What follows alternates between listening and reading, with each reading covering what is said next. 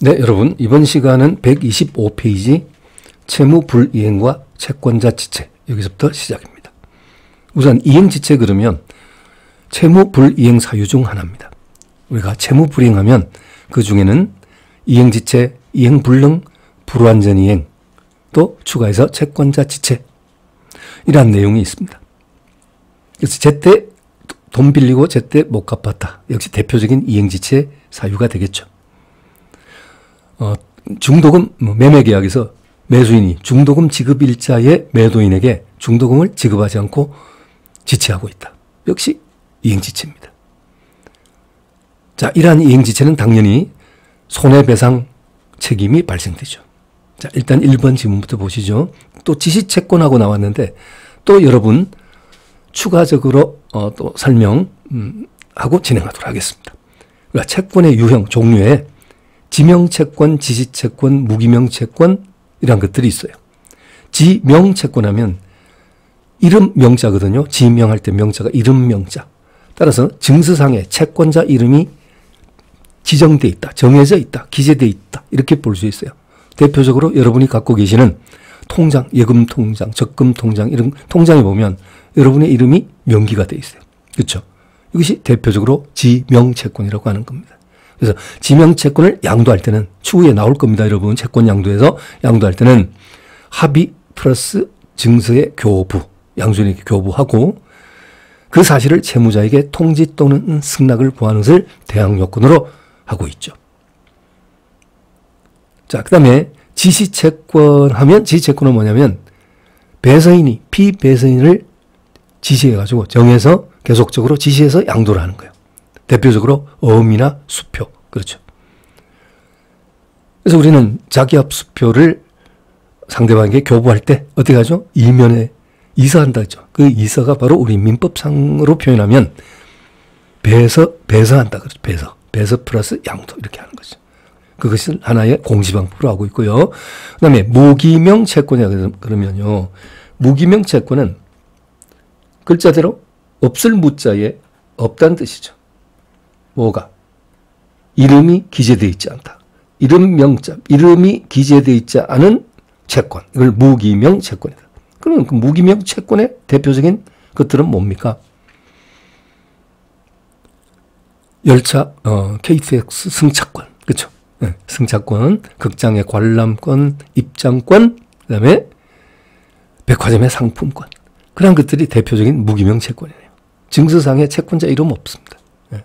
그래서 어떤 채권이냐, 그러면 그러한 무기명 채권을 양도할 때는 그냥 합의하고 교부하면 돼요. 다른 공시방법이 필요 없습니다. 네. 이면에다가 배서를 하고 아니죠. 상품권 선물로 하면서 이면에다가 배서합니까? 수표처럼 이서를 하냐고요. 전혀 가당치 않습니다. 그래서 이러한 내용은 지금 여기서 잠시 이렇게 추가 설명 드리는데 어디에서 꼭 필요하냐면 채권 양도 부분에 가면 필요합니다. 자, 그때 여러분 훨씬 수월해질 겁니다. 자, 그러면 1번 지문 다시 보겠습니다. 지시채권의 경우 기한이 도래한 후 소진이 그 증서를 제시하여 이행을 청구한 때, 여러분 1번 지문 넘어가기가 참 힘드네요. 이번에는 우리가 채무의 이행 방법을 보면요. 지참채무, 추심채무, 송부채무라는 게 있어요. 그래서 송부채무는 이것은 여러분 시험에 출제될 내용은 아니고요. 예? 지참채무, 추심채무는 알고 계셔야 돼요. 우리가 가장 원칙적인 채무의 이행 방법은 지참채무입니다. 글자대로 채무자가 그 물건을 지참해서 상대방 채권자에게 넘겨준다는 거, 인도한다는 거. 이게 지참채무거든요. 그래서 금전채무도 지참채무고요. 약속된 변제가 도래하면 채무자가 채권자한테 가지 않습니까? 가서 그동안 돈 잘 썼습니다 하고 이렇게 변제를 하는 거죠. 이게 지참채무예요. 그렇습니다. 마트에 물건 주문하면 마트에서 배달사원이 나한테 가져온단 말이에요. 쿠팡 같은데 물건 주문하잖아요. 그러면 새벽 배송 이런 거 되는 경우 직접 문 앞에까지. 이건 뭐예요? 지참채무라 그런다라고 이해하시면 되고요. 추심채무의 대표적인 것은 뭐냐면 역시 수표, 이런 것들입니다. 이건요. 변제기가 도래해도 채무자가 이행하지 않아도 지체가 아니에요. 근데 채권자가 채무자한테 직접 예를 들면 와서 증서를 제시하면서 쉽게 말하면 자기 수표를 소지하고 있는 채권자가 은행이라는 채무자한테 가서 자, 여기 기재되어 있는 액면가 100만 원 지급해 주시오. 이렇게 청구하지 않습니까? 이걸 우리는 뭐라 하냐면 추심채무랍니다. 채권자가 채무자한테 가서 변제를 청구하는 이런 모습을 추심채무. 이해됐죠, 여러분? 그래서 지참채무, 추심채무. 그러면 1번 지문 드디어 해결이 되겠습니다. 지시채권, 방금 어음수표. 이것은 기한이 도래됐다 하더라도 이행청구를 채권자가 하지 않으면 이행지체가 아니고요. 기한이 도래된 후 소지인이 누구예요? 채권자죠. 수표의 소지인이 그 증서를 은행 가서 창구에 제시를 해서 달라고 청구를 하면 그때부터 은행이 지급해 주지 않으면 지체책임이 발생된다는 거죠. 그렇죠? 은행이 뭐 변제하지 않을 리가 없지만. 자, 그 다음에 옳은 지문입니다. 1번 지문. 그 다음에 2번. 동시행관계에 있는 채무. 자, 예를 들면 매매에서 매매 계약이 이루어졌을 때, 그렇죠? 매수인은 잔금을 치르고 매도인은 등기서류 교부 플러스 목적물 인도를 한단 말이에요. 이것이 약속돼 있죠. 그런데 그 변제 기한이 도래했어요. 잔금 지급 일자가 도래했는데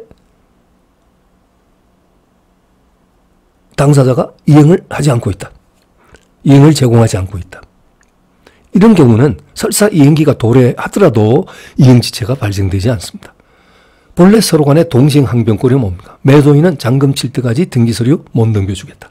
또 매수인 쪽에서는 등기서류하고 목적물 인도해 줄 때까지 나 잔금 못 치겠다. 서로 팽팽히 맞서는 거죠.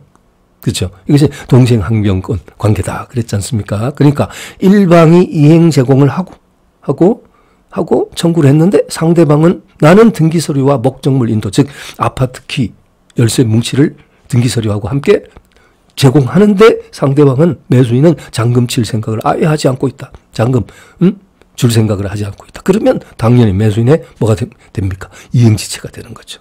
그렇지만 이러한 이행 제공이 있지 않은 한 서로 간에는 이행지체가 발생되지 않는다. 자주 출제되니까 조심하셔야 되고요. 3번 지문입니다. 불확정기한부 채권 채무에서는요. 채무자가 기한 도래 사실을 안 때로부터 지체 책임이 발생되는 거예요. 이건 제가 소멸시효, 우리 민법 총칙의 소멸시효에서 설명드렸어요.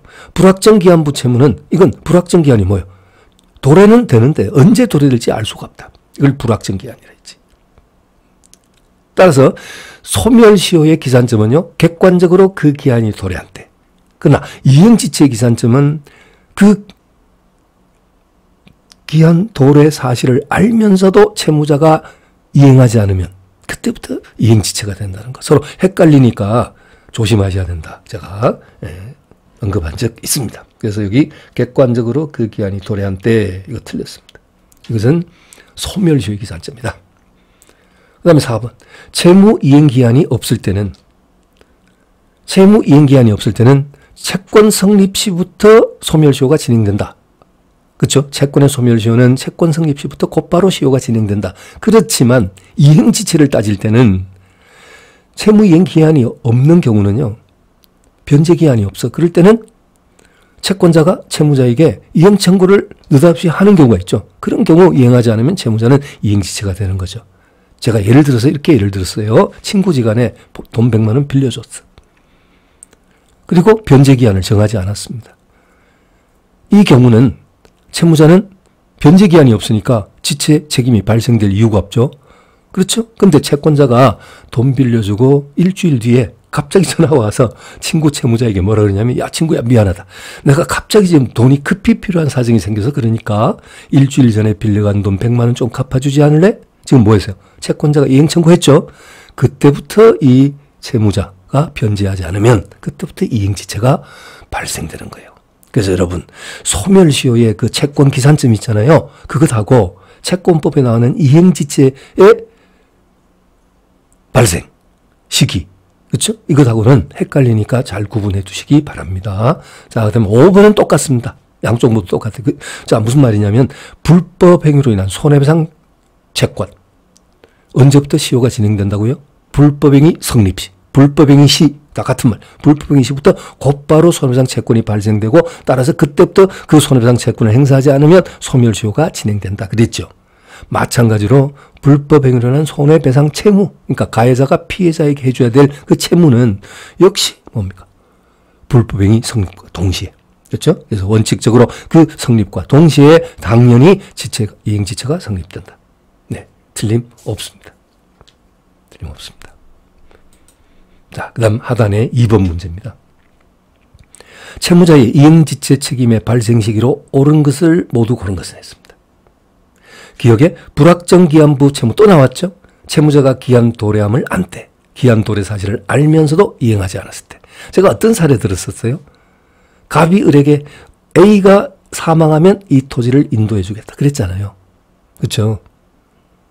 A가 아버지 돌아가시면 내가 이 땅을 네가 원하는 대로 인도해 주겠다 했는데 언제부터 인도하지 않으면 A 사망 사실이 있을 때 이때부터 객관적으로 그 기한이 도래한 때 그때부터 을의 갑에 대한 등기 청구는 소멸시효가 진행된다 그랬고요. 그게 뭐요? 객관적으로 그 기한이 도래한 때. 그럼 때 채권법상 이행지체는 언제부터 시작되느냐? 갑이 A 사망 사실을 알면서도 인도하지 않으면 그때부터 이행지체가 된다. 그렇죠? 앞으로 더 이상 표현을 하지 않을게요. 그렇죠? 이 정도면 뭐 충분할 것으로 봅니다. 그래서 기억은 옳은 지문. 불확정 기한부 채무는 채무자가 기한 도래함을 안 때부터 이행하지 않으면 지체 책임이 성립한다. 틀림없고요. 2번입니다. 부당이득 반환 채무도 기한 정함이 없는 채권 채무로 보는 거예요. 따라서 기한 정함이 없는 채권은 어때요? 채권자가 채무자에게 이행 청구를 하죠.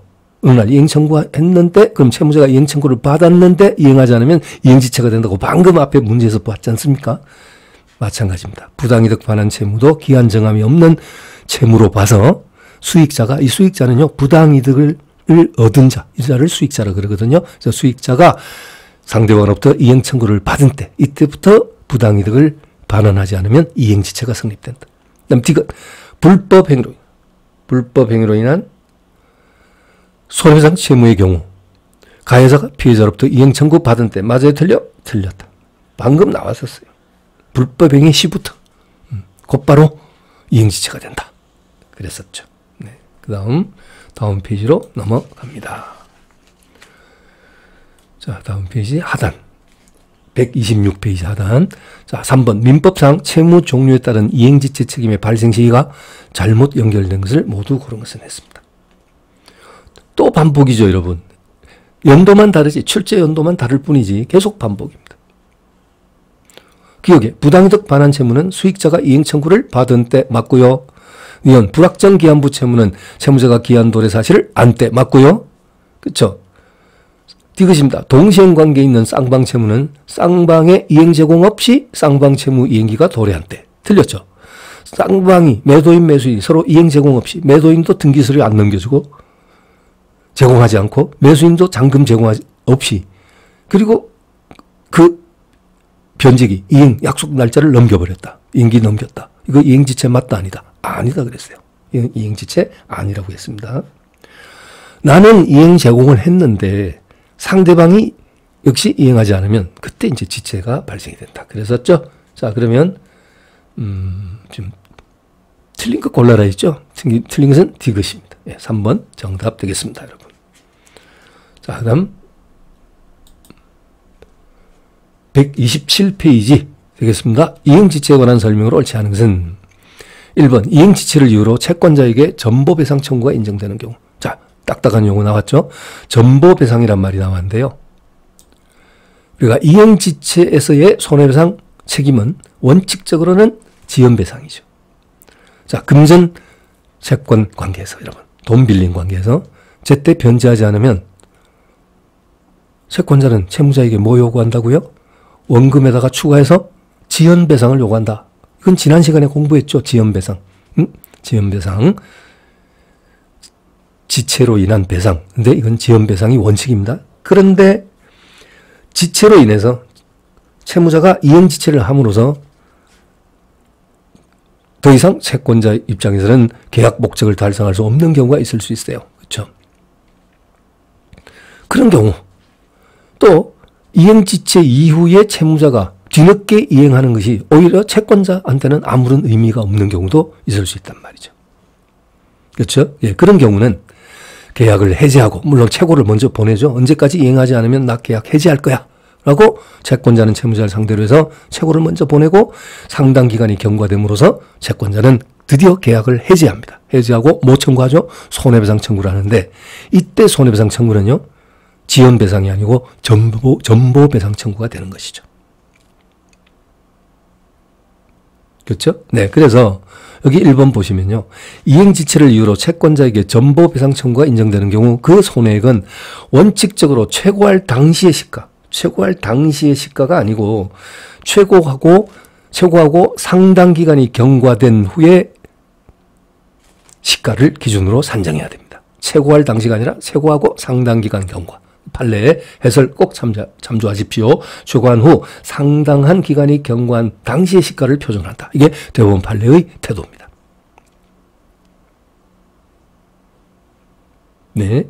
자, 그 다음에 역시 이제 그 상당 기간이 경과한 그때 뭡니까? 계약 해제를 하는 거죠. 최고를 하고 난 다음에.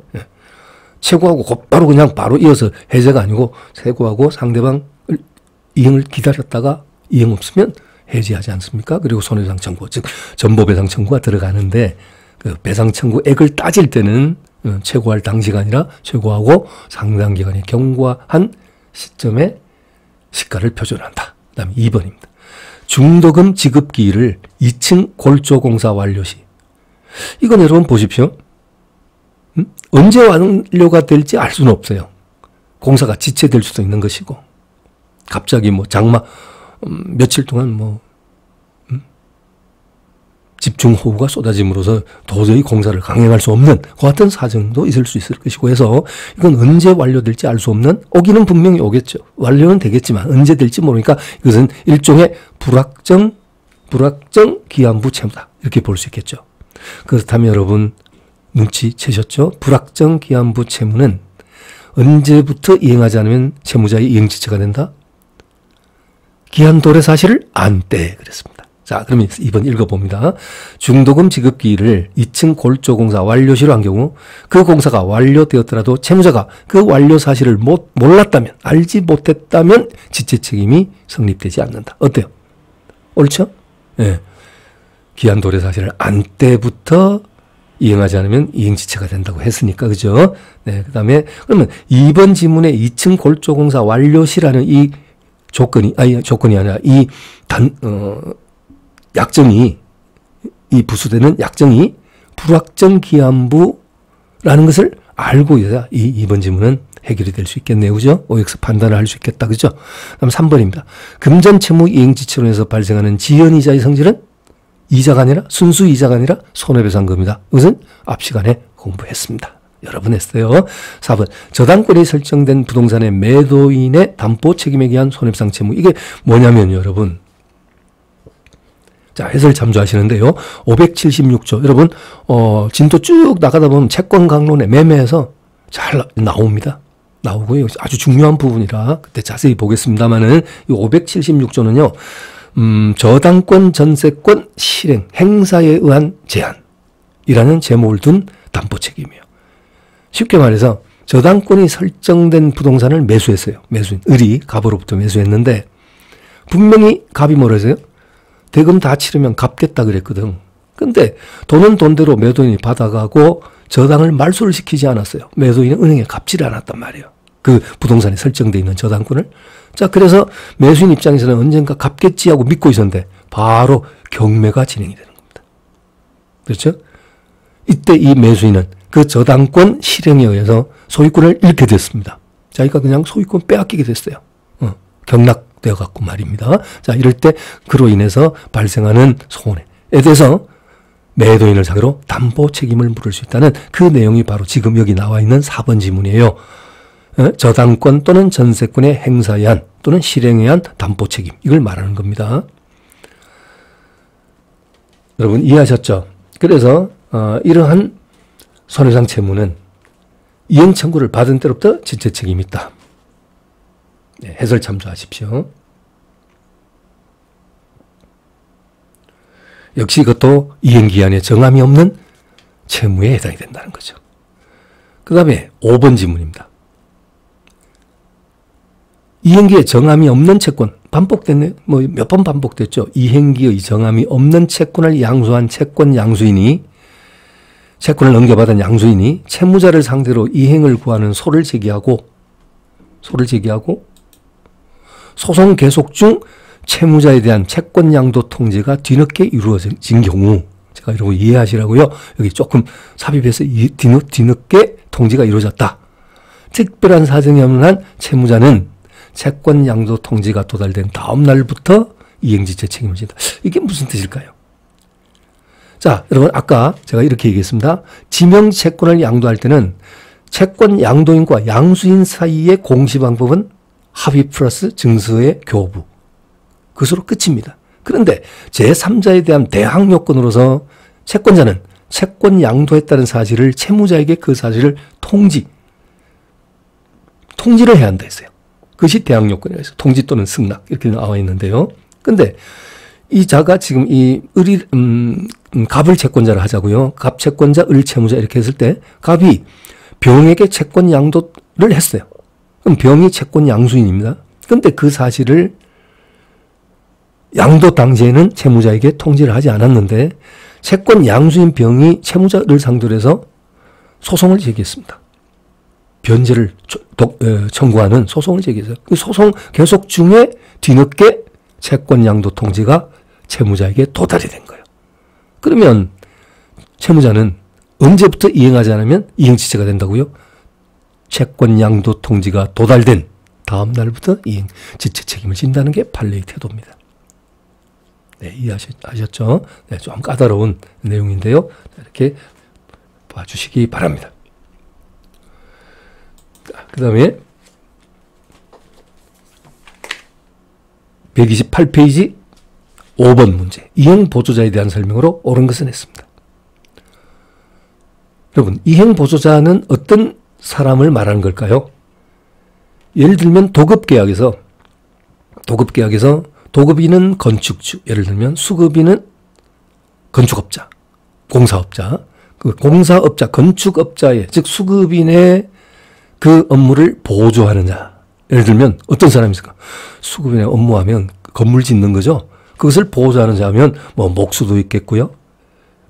기타 뭐 미장하는 사람도 있겠고요. 뭐 많은 사람들이 있겠죠. 바로 그 인부, 각종 인부 이런 사람들이 어떻게 보면 수급인의 채무이행을 보조하는 자, 이행보조자다. 이렇게 이해할 수 있겠습니다. 아니면 여러분 환자와 의사와의 계약관계하면 뭘까요? 역시 치료니까, 치료해 주는 것이니까 위임계약의 종류에 해당되겠죠. 굳이 계약관계가 어떤 계약이냐라고 따져본다면 위임관계다. 이렇게 이제 볼 수 있는데, 그러면 의사는 환자에 대해서 치료를 해줘야 된다는 채무가 있어. 물론 환자는 치료비를 내야 된다는 부분에서는 또 채무자지만, 의사는 치료를 해줘야 돼. 그럼 치료라는 그 채무이행 관계에서는 의사는 채무자, 이행보조자, 누굽니까? 간호사.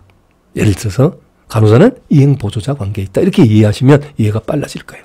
근데 문제는 우리 민법상 만약에 이행보조자가 뭔가 고의과실, 즉 귀책사유로 인해서 환자에게 손해를 발생시켰단 말이에요. 예를 들면 의사가 진료를 해서 처방전을 써가지고 이러이러한 주사를 처치해 주시오 하고 쓰지 않습니까? 막 썼는데 간호사가 그걸 잘못 본 거예요. 의사의 처방전을 잘못 보고 이 환자에게 처치해서는 안 될 주사를 놔버린 거죠. 그래서 이 환자에게는 치유할 수 없는 어떤 합병증을 일으키게 됐다. 이거 일단 원칙적으로 누가 책임져야 될까요? 간호사가? 아닙니다. 우리 민법은 1차적인 책임은 의사가 책임져야 돼요. 그래서 이행보조자의 귀책사유로 인한 상대방 채권자에 대한 또는 환자에 대한 불법행위에 따른 손해는 채무자가 1차적 책임을 진다. 그리고 그 채무자와 이행보조자, 의사와 간호사는 상대방 환자, 피해자에 대해서 부진정 연대 채무를 부담한다. 부진정. 그러니까 진정과 부진정의 차이는요, 우리 앞으로 또 공부할 기회가 있습니다. 다수 당사자의 채권관계, 우리 다음 시간에 나올 겁니다. 좀 더 진도 나가면요. 근데 예를 들어서 채무자 갑에 대해서 아니, 다시 채권자 갑에 대해서 A, B, C가 채무를 공동으로 부담하고 있다. 근데 이 A, B, C가 서로 연대하여 책임을 지겠다 라고 처음부터 약속이 됐다면 이것은 그냥 연대 채무다. 자세한 것은 뒤에 다시 할 겁니다. 여러분 그냥 부담 없이 들으십시오. 그런데 그런 약속이 없었는데도 불구하고 일정한 사실이 발생했는데 당연히 연대 관계가 성립되는 것. 연대하여 책임을 져야 되는 이런 관계가 성립되는 경우를 우리는 뭐라 하냐면 부진정 연대 채무 관계에 있다. 이렇게 표현할 수 있어요. 여러분 한번 들어보신 기억나죠? 민법 총칙의 법인에서 그죠? 법인과 대표기관의 피해자에 대한 배상 책임은 부진정 연대 관계에 있다. 라고 했지 않습니까? 자, 그래서 당사자의 주관적 연대로 할 주관적 공동의사가 없었는데 일정한 사실이 발생되었을 때 당연히 연대 관계가 성립되는 것을 부진정 연대라고 그런다. 자, 됐고요. 자, 뒤에 가서 다시 한번 언급 드릴게요. 워낙 까다로운 내용이라. 그럼 2번 지문 보십시오. 동일한 사실관계에 의해서 채무자와 이행보조자가 각 채무불이행 책임과 불법이행 책임을 지는 경우, 그렇죠? 그러면 방금 그 사례를 그대로 연상하십시오. 처치를 잘못해갖고 간호사가 주사제 처방을 잘못해가지고 합병증세를 일으켰다. 이거 불법행위에 따른 손해배상 문제입니다. 그렇죠? 그러면 일단 계약관계에서 채무불이행 책임은 누가 부담하고요? 의사가, 채무자로서. 불법행위 책임은 누가 부담하고요? 이행보조자인 간호사가. 그렇죠? 따라서 이들의 책임은 연대 채무관계에 있다는데 맞는 것 같은데 연대가 아니라 부진정 연대. 그냥 연대하면 이건 진정연대. 진정연대란 말은 잘 하지는 않지만 표현하자면 진정연대가 되고요. 이 경우는 부진정연대. 연대로 할 주관적 공동의사가 없었지만 일정한 사실이 발생됨으로써 당연히 함께 연대하여 책임을 져야 되는 관계. 이것이 부진정이다 라고 말씀드렸습니다. 자, 그 다음 3번입니다. 채무자가 이행보조자의 선임감독상의 주의 의무를 다하더라도 채무자는 이행보조자에 의해 유발된 채무불이행 책임을 면하지 못한다. 방금 여러분 설명 들으셨죠? 이행보조자의 고의 또는 과실은 곧 채무자의 고의 과실과 마찬가지로 취급됩니다. 그래서 이행보조자가 잘못한 행위로 인해서 상대방에게 손해가 발생되면 일단 채무자가 그에 대한 책임을 져야 된다. 그랬습니다. 자, 그래서 옳은 질문입니다. 3번. 네, 옳은 질문. 그 다음에 4번입니다. 4번. 이행보조자의 경과실에 대하여 채무자가 채무불이행 책임을 지지 아니한다는 내용의 특약은 원칙적으로 무효이다. 이런 특약은 유효한 특약입니다. 이행보조자가 경과실에 의하여 채무자가 불이행 책임, 채무불이행 책임을 지지는 않겠다라고 처음 약속을 한다면 이것은 유효한 것이다. 이렇게 볼 수 있습니다. 강행 규정은 아닙니다. 그렇죠? 그렇기 때문에. 그 다음 5번. 이행보조자가 제3자를 복이행보조자로 사용한다. 복이행보조자. 참 용어가 그렇죠? 그러면 의사를 채무자, 간호사를 이행보조자, 간호조무사를 복이행보조자 이렇게 이해하면 어떨까요?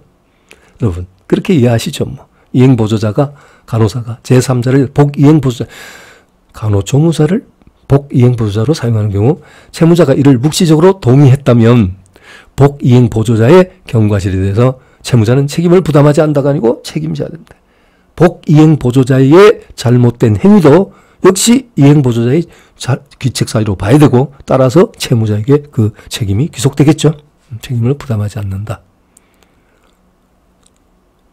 그런데 1번 질문을 제가 읽지 않았네요. 그죠? 2번부터 했는데 1번에 보시면 이행보조자는 채무자에게 종속되어 지시감독을 받는 관계에 있는 자를 말한다 했는데 이 종속되어 이것이 옳지는 않습니다.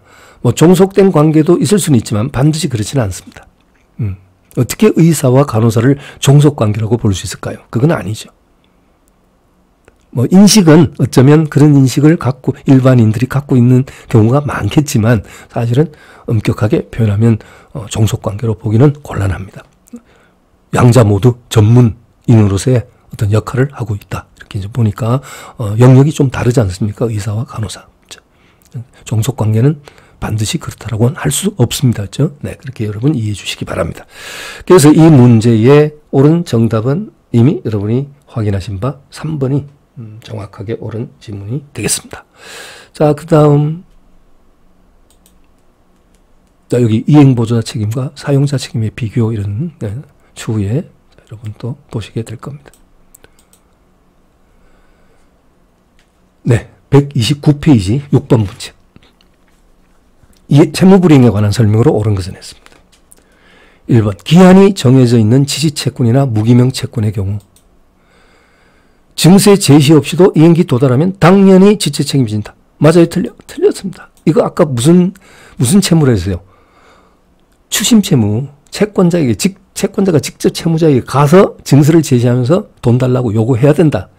했지 않습니까? 그 수표 기억하고 있습니다. 그래서 아무리 기한이 정해져 있다 하더라도 이 액면가 자기합수표에 기재되어 있는 100만 원은 몇 월 며칠에 이행하는 것으로 한다. 또는 어음은 이제 그렇게 되어 있을까? 뭐 3개월 어음, 뭐 6개월 어음 뭐 이렇게 표현하잖아요. 그죠? 그래서 기한이 정해져 있죠. 지휘채권. 그런 경우 증서의 제시 없이도 이행기에 도달하면 당연히 지체 책임을 진다는 건 틀렸죠. 추심 채무니까 증서 제시가 있어야 되고 제시했는데 채무자가 이행하지 않으면 지체 책임이 발생되는 거죠. 극장의 입장권 아니 뭐 할까요, 여러분? 백화점의 상품권 이게 무기명 채권 그죠? 입장권, 관람권, 상품권 이거 무기명 채권이라 그랬지 않습니까? 그래서 근데 그 상품권이 보니까 어떤 백화점의 구두 티켓이에요. 그래서 갔어요. 자, 상품권 들고 갔어요. 채권자가 갔는데 그 가게가 백화점 안에 있는 그 구두 판매하는 가게가 장기간 문을 닫고, 그렇죠? 닫고 있다. 백화점 문을 열었는데 막상 에스콰이어 이런 재화 그 가게 있잖아요. 이런 데가 예를 들면 그럴 리는 없지만 장기간 문을 닫고 있다. 그렇다면 당연히 뭐가 됩니까? 이행지체가 되는 것이죠. 그 다음에 2번 지문입니다, 여러분. 당사자가 불확정, 이것도 소멸시효에서 여러분 이미 공부한 겁니다. 소멸시효보다는 이것은 조건과 기한에서 여러분 봤던 판례입니다. 당사자가 불확정한 사실이 발생한 때를 이행기한으로 정한 경우에는 그 사실이 발생한 때는 물론 그 사실의 발생이 불가능하게 된 때도 이행기한은 도래한 것으로 봐야 한다라는 판례. 기억나시죠? 지문이 여러분 여기 줄바꿈이 안 됐네요. 그죠? 자, 열어보시죠. 3번. 부동산 이중매매의 경우 제1매수인이 아닌 제2매수인과 그 부동산에 관한 매매계약이 체결된 사실이 있으면 이것만으로서 이행불능이 된다. 이행불능으로서 채무불이행에 해당한다라고 했는데 어때요? 틀렸죠. 여러분, 갑과 을 사이에 X토지에 대한 매매계약이 먼저 체결되었고 그러면 을은 제1매수인. 근데 돌아서 갑이 그 X토지를 병과 돌아서 또 매매계약을 체결했다. 그렇다면 병은 제2매수인. 그랬죠. 그러면 갑과 병 사이에 이 제2의 매매계약이 이루어졌다는 이 사실만으로 이행불능입니까? 아니잖아요. 이행불능 아니죠. 그럼 어떻게 되어야 이행불능이 됩니까? 갑이 병에게 X토지에 등기를 넘겨줬을 때. 등기 넘겨줬을 때. 이때 이제 을의 입장에서는 제1매수인의 입장에서는 이행불능이 되는 거죠. 그렇다면 을은 갑한테 여러분 최고할 필요 있어 없어요? 여러분 이건 나중에 할 겁니다. 보통의 이행지체는요. 보통의 이행지체는 최고를 하고 상당 기간이 경과했을 때 해제권을 행사합니다. 그런데 최고하고 채무자가 이행 없으면 이제 해제권을 행사하거든요. 근데 이행불능은 곧바로 해제권 행사할 수 있어요. 그렇죠? 이것은 독촉해본들 소용이 없다는 거예요. 이미 갑에서 병으로 등기가 넘어갔으면 상황 종료죠. 그렇죠. 그래서 을은 제1매수인 을은 갑을 상대로 해서 곧바로 계약을 해지하고 손해배상 청구할 수 있다. 이때 손해배상은 뭐다? 지연배상 아니겠죠? 전보배상입니다. 아까 여러분 봤다시피. 그렇죠? 그래서 이 3번 지문의 지금 OX 판단은 뭐 때문에? 매도인 갑과 제2매수인 병 사이에 매매계약이 체결된 사실이 있으면 이것만으로 이행불능이 된다. 이렇게 표현하고 있잖아요. 이행불능 아니죠. 아직 등기가 안 넘어갔는데. 을이 독촉하면요, 을한테 넘어올 수도 있어요. 이 X토지가, 그죠? 그러니까, 최고 해보면 넘어올 수도 있거든요. 그래서 이행불능이 아니다. 그 다음에 4번. 부동산 이중매매에서, 그렇다면 지금 2번이 옳은 지문으로 이미 나왔네요. 그죠? 정답 나왔습니다. 나왔고요. 4번. 부동산 이중매매에서 매매 목적물을 제2매수인에게 처분한 가격이 통상 가격을 넘은 경우 그 처분 가격이 매도인의 제1매수에 대한 배상액 산정의 기준이 된다. 자, 그게 아니죠. 만약에 방금 든 사례에서 갑이 급기야 병에게 등기까지 넘겨줘버렸다. 이 제2매수인에게 넘겨버렸다. 그렇다면 제1매수인 을과 매도인 갑 사이에 이행불능이 된다 그랬죠. 그렇다면 을은 갑을 상대로 해서 곧바로 계약 해지하고 뭐 청구한다? 손해배상 청구한다. 방금 설명 들으신 거 아니에요? 그때 그 손해배상액 산정은 어떻게 하느냐? 어떻게 하느냐? 이것은 이행불능이 될 당시의 목적물의 시가상당액이다. 이렇게 표현하는 것이 판례의 태도입니다. 방금 뭐라고요? 이행불능이 될 당시니까 이제 갑이 병에게 등기를 넘겨서 확정적으로 이행불능이 발생했잖아요. 그 당시의 목적물 시가 상당액이 전보배상액의 기준이 된다는 거예요. 여러분 이해하셨죠? 그러니까 여기서는 이게 그거 아닙니까? 하고 하시면 안 돼요. 이건 뭐라 그러냐면 제2매수인에게 처분한 가격이 통상 가격을 넘는 경우 그 처분 가격이 배상의 상정 기준이 된다. 이거 아니죠. 갑이 병에게 헐값에 팔 수도 있잖아요. 응? 상황에 따라서는. 그죠? 그래서 처분 가격이 했는데 이게 틀렸어요. 이 5번도 여러분 해설에 자세히 나와 있습니다. 해설에 이 판례가 자세히 제가 판례를 줄이지 않았어요. 네, 줄이지 않고 어떠한 판례는 너무 이제 판결 요지만 해도 상당히 기니까 그 긴 것이 다 교재에 그죠? 일면을 차지하고 있는 것은 이건 좋지 않습니다. 오히려 그 보는 수험생이 압박감, 부담감이 배가 되는 거예요. 그래서 상당한 양의 판례는요. 제가 줄여서 특별한 부분, 그러니까 시험으로 이것은 줄여도 이해하는데 전혀 지장이 없고 그렇죠? 또 시험 문제 지문으로 출제되어질 수 있는 어떤 부분, 그 부분을 특별히 밑줄 처리하고 이렇게 해서 했지만 이 판례의 이 내용은요. 가급적이면 이제 전체를 판결 요지 전체를 기술했다. 이렇게 볼 수 있습니다. 여러분 한번 읽어보시기 바랍니다. 자, 5번입니다.